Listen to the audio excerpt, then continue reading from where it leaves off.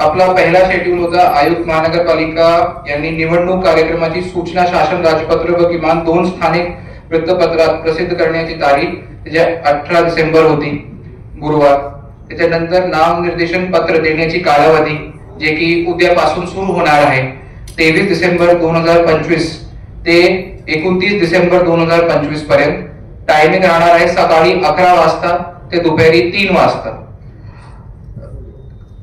गुरुवार दिनांक 25 डिसेंबर 2025 व रविवार दिनांक 28 डिसेंबर 2025 रोजी नामनिर्देशन पत्र देण्यात येणार नाही, ते सुट्टी असणार.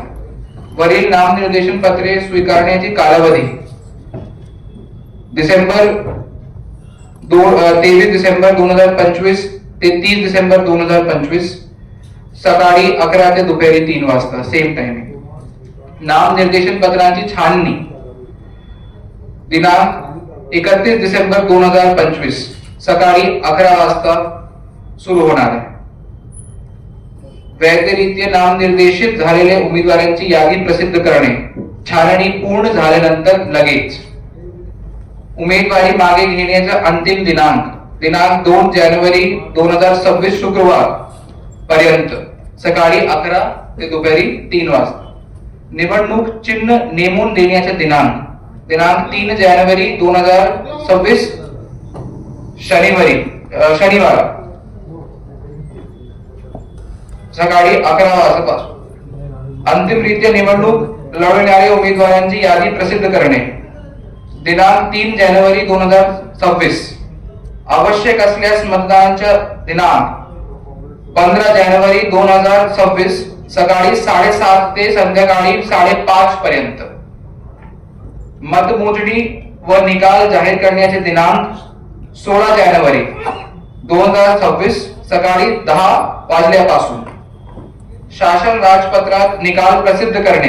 दिनांक 19 जानेवारी 2026 सोमवार पर्यंत.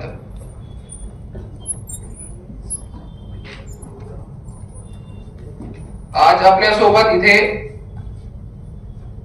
रिटर्निंग ऑफिसर निवडणूक निर्णय अधिकारी सुद्धा उपस्थित आहेत.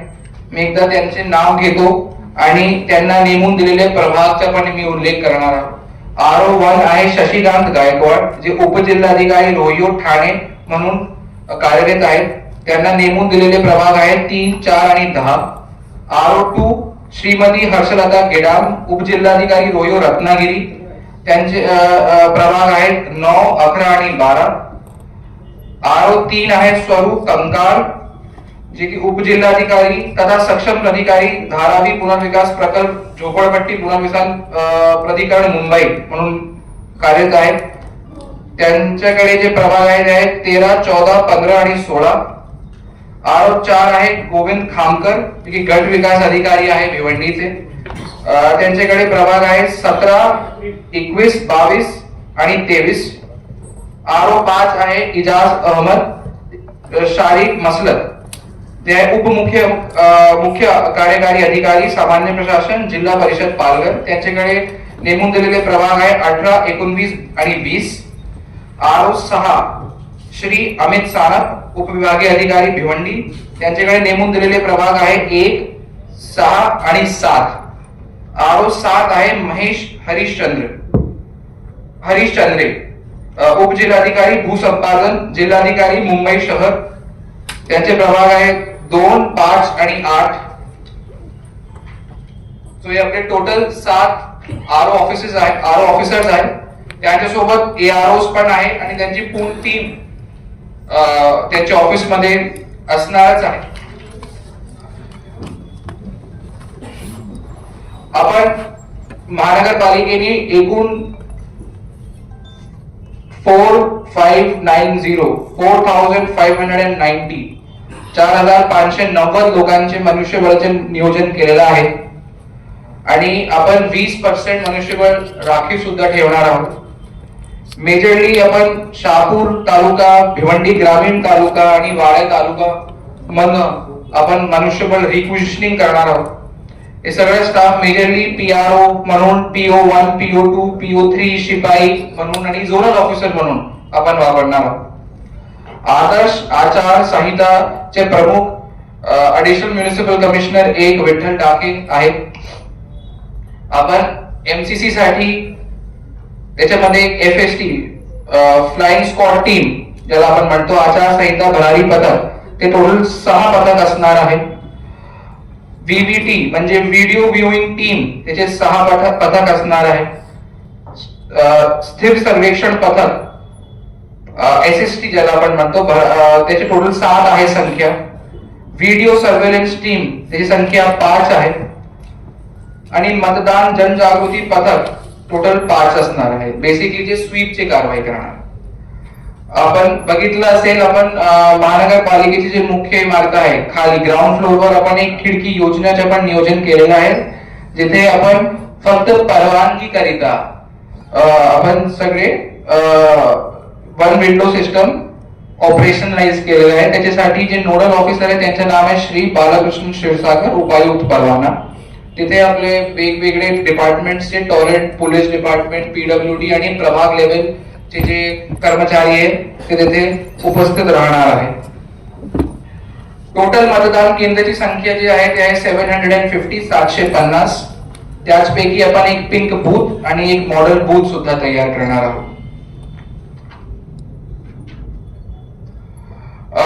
आपल्याला माहित असेल की महापालिकेच्या जेव्हा निवडणूक होतो तेव्हा एक आपल्याला वोटरसाठी एक वेगळी प्रक्रिया राबवावी लागते त्याच्यामध्ये, कारण की ते वन टाइम प्रेस करून वोटिंग होत नाही. त्याला 4 वेळा डिफरंट कॅन्डिडेट्सला वोट करावा लागतो, कारण की एक वोटात 4 हे असतात पॅनल.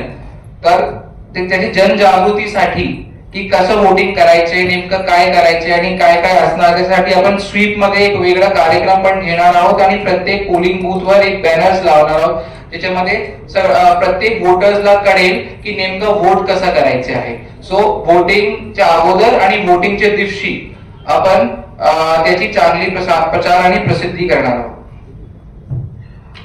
नेक्स्ट मी पोलिंग बूथ बद्दल थोडासा आपल्याला माहिती देऊ इच्छितो. आपण 750 पोलिंग बूथ मध्ये AMF चा काम आता सध्या करत आहोत. AMF म्हणजे अश्योर्ड मिनिमम फॅसिलिटीज, जे वोटरसाठी सगळ्यात इम्पॉर्टंट आहे, जे बेसिक फॅसिलिटीज जेणेकरून वोटर्सला कुठल्याही प्रकारच्या वोटिंगसाठी त्रास होऊ नये. पहिली गोष्ट, जेवढे पीपल विथ डिसेबिलिटी वोटर्स आहेत म्हणजे दिव्यांगजन, त्यांना आपण व्हीलचेअरची सुविधा आणि डोळीची सुविधा प्रोव्हाइड करणार आहोत. त्याचबरोबर ड्रिंकिंग वॉटरची फॅसिलिटी प्रत्येक पोलिंग बूथ वर असणार आहे. जिथे जिथे वॉशरूम अवेलेबल आहे ते दुरुस्त करून आणि साफ आणि स्वच्छ करून आपण ठेवणार आहोत. आणि जिथे जिथे वॉशरूम्स उपलब्ध नसेल तिथे आपण मोबाईल टॉयलेट्स प्रोव्हाइड करणार आहे. जिथे पोर्च किंवा कुठल्याही प्रकारची शेडची व्यवस्था नसेल तिथे आपण एक मंडप टाकून सावलीची व्यवस्था सुद्धा करणार आहोत. त्याचबरोबर प्रत्येक बूथ वर first aid box, first aid kit राहणार आहे आणि एक मेडिकल टीम ज्याच्यामध्ये MOH medical officers stand by वर राहणार आहे. आपण BJP हॉस्पिटल आणि IGM हॉस्पिटलला एक लेटर सुद्धा देणार की तुम्ही डॉक्टर्स किंवा एक बेड्स जर काही इमर्जन्सी भासली आपल्याला